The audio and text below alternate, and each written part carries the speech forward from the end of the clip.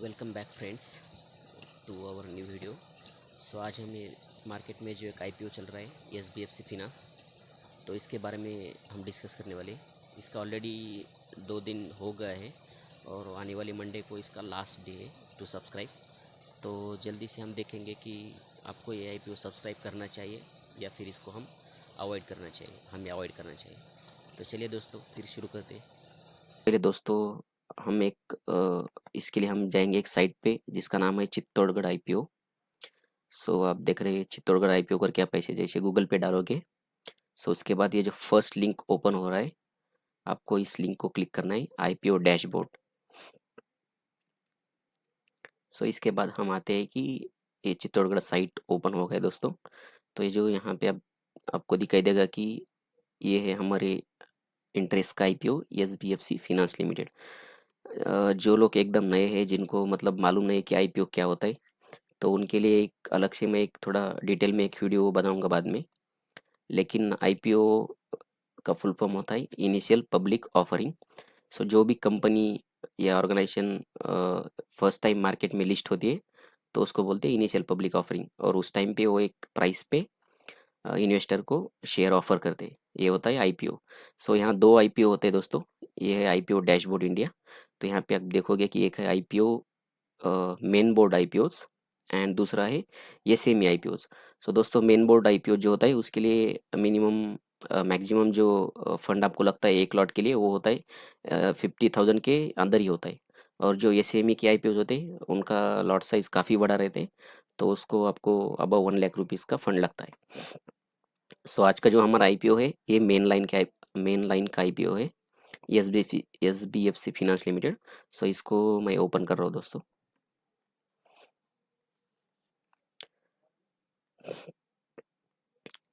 सो ये है हमारा आईपीओ एसबीएफसी फिनांस लिमिटेड।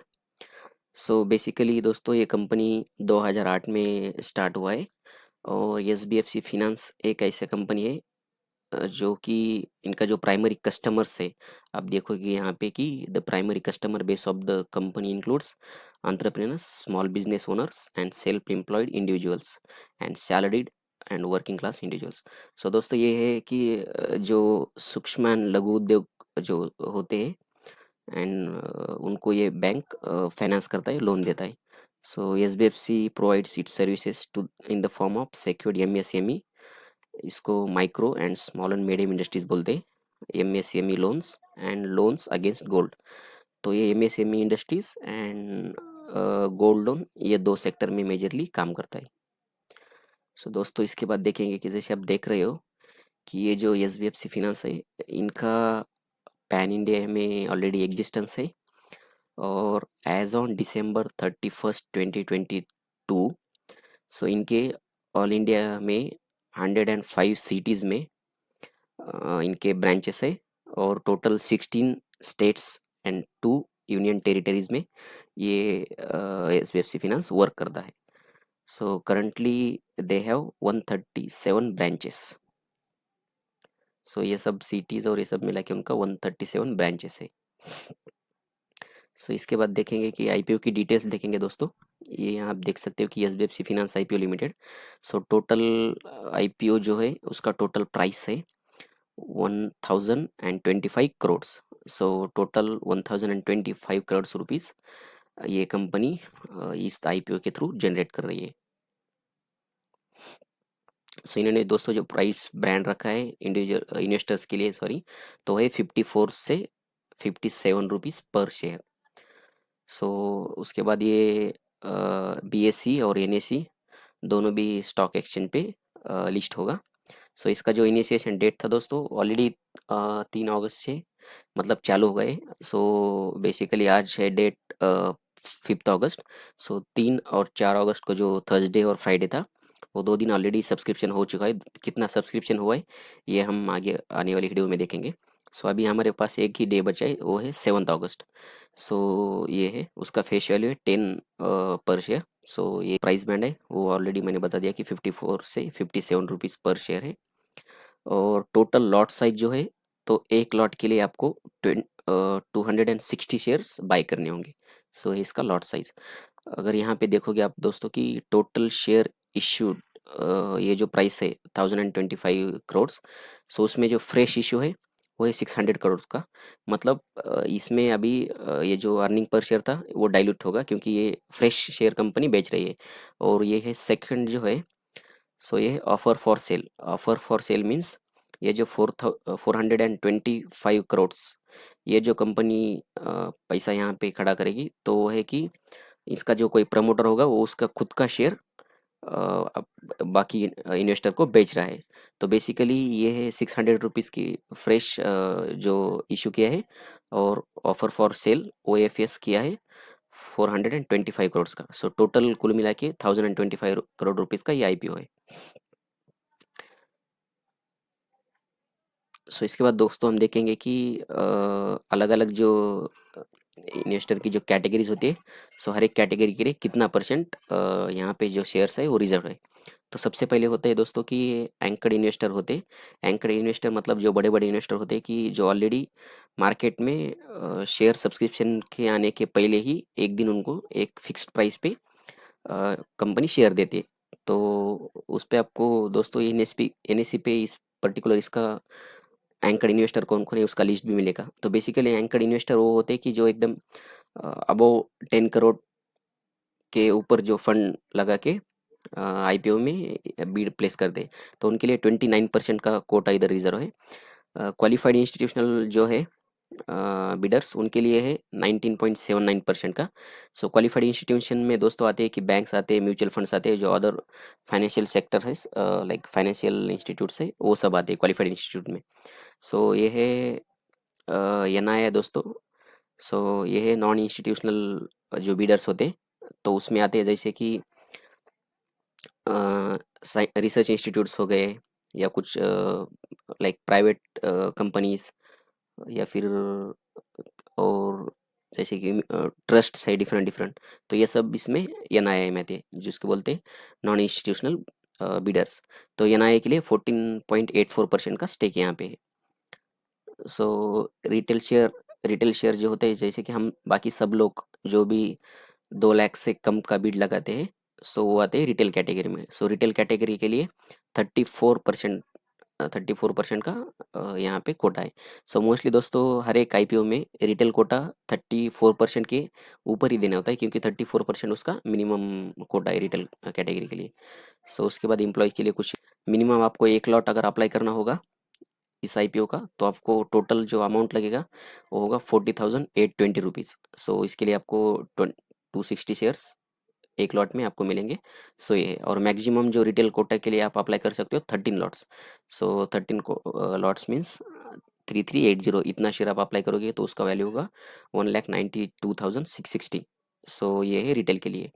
बाकी बाकी इसका जो प्री इश्यू शेयर होल्डिंग था वो था लाइक प्रमोटर का 78.83%, और अभी जो ये IPO आने के बाद जो उनका उसमें होल्डिंग रहेगा प्रमोटर का वो है 64.03%।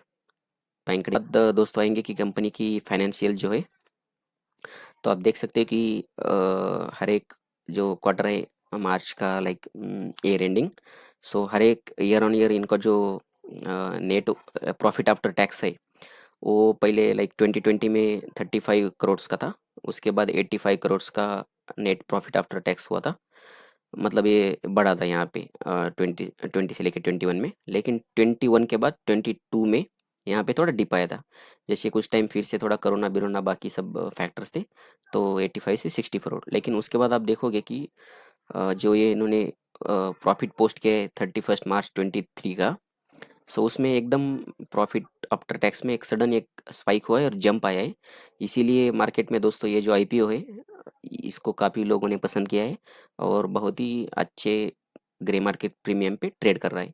सो आप देखोगे कि 64 से लेके डायरेक्ट इन्होंने जो प्रॉफिट में जंप दिखाया है 149.7 करोड़ का जो प्रॉफिट है ये इन्होंने पोस्ट किया है।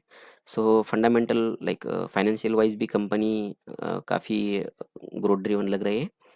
और उनका जो बाकी जो है दोस्तों की जैसे मार्केट कैप है 6,065 करोड़ का।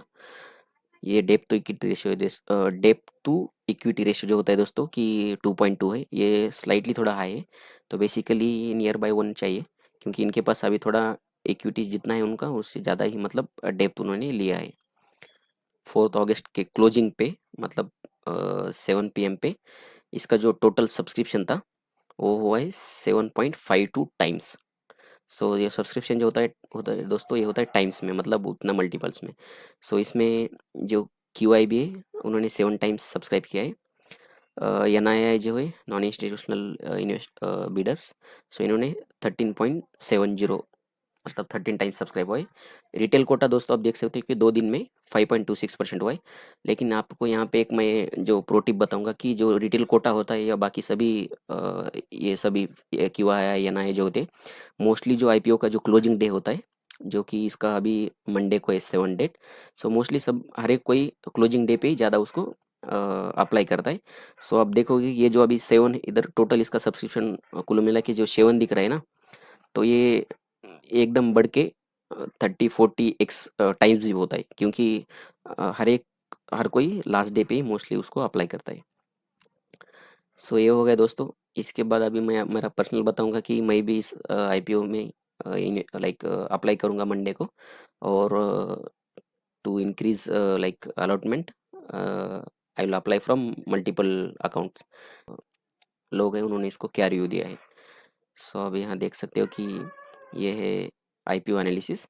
जैसे कि मोस्टली हर एक रेटिंग एजेंसीज ने इनको या तो अप्लाई करने का सलाह दिया है या मैं अप्लाई का, बट किसी ने भी अवॉइड नहीं बोला है। तो दोस्तों IPO काफ़ी अच्छा है और इसका ग्रे मार्केट प्रीमियम भी काफ़ी अच्छा और हायर प्राइस पे ट्रेड कर रहा है। इसके बाद दोस्तों हम देखेंगे कि इसका GMP।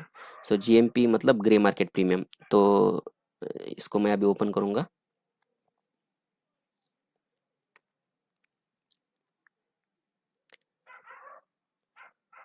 सो दोस्तों ये है SB, अब देख सकते हो कि IPO का इधर नाम दिया है। तो हमारा IPO है SBFC फिनांस। सो उसके बाद इसका IPO प्राइस है जो है 57 रुपीज़ और इसका GMP है 40 रुपीज़। मतलब आपको हर एक शेयर पे 40 रुपीज़ एक्स्ट्रा मिल सकते हैं जब आपको IPO मिलेगा। तो टोटल ये होता है कि 70% इसका ग्रे मार्केट प्रीमियम है, जो कि काफ़ी अच्छा प्रीमियम है दोस्तों। इसके बाद अगर मार्केट में कुछ करेक्शन भी आता है तो भी इसमें मैक्सिमम जो मेन लाइन्स के IPO होते हैं उनमें मैक्सिमम टू मैक्सिमम 10% या 15% तक का GMP में चेंज आता है। सो आप इसको एक्सपेक्ट कर सकते हो कि आफ्टर लिस्टिंग ये आपको 60% के अबव ही लिस्टिंग गेन देगा। सो इसके बाद दोस्तों हम देखेंगे कि आपने एक बार बिड प्लेस करने के बाद, जैसे उसके लिए क्लोजिंग डेट 7 है, उसके बाद जो आपको अलॉटमेंट स्टेटस है वो 10 को आपको पता चलेगा, 10 अगस्त को। और उसके नेक्स्ट डे पे आपको सपोज IPO अगर अलॉट नहीं होता है ड्यू टू ओवर सब्सक्रिप्शन, तो आपको 11 अगस्त से आपका जो मनी है वो आपके अकाउंट से अनब्लॉक होगा। और अगर आपको IPO मिलता है तो 14 को आपके डीमैट अकाउंट में वो जितने शेयर्स आपको अलॉट हुए वो शेयर्स क्रेडिट होंगे। और इसके बाद 16 जो है इसका लिस्टिंग डेट है। सो दोस्तों ओवरऑल जो है हमने देख लिया है कि कंपनी का जो परफॉर्मेंस है ईयर ऑन ईयर काफ़ी अच्छा रहा है।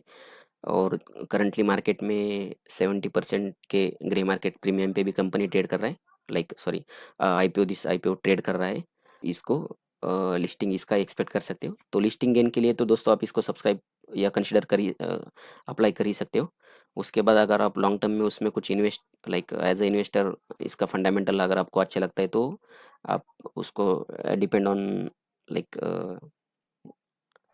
लॉन्ग टर्म के लिए आप इसको फिर से एक बार इसका फंडामेंटल और सब एनालिसिस करके सोच सकते हो। सो थैंक यू दोस्तों, मिलेंगे अगले वीडियो में। बाय।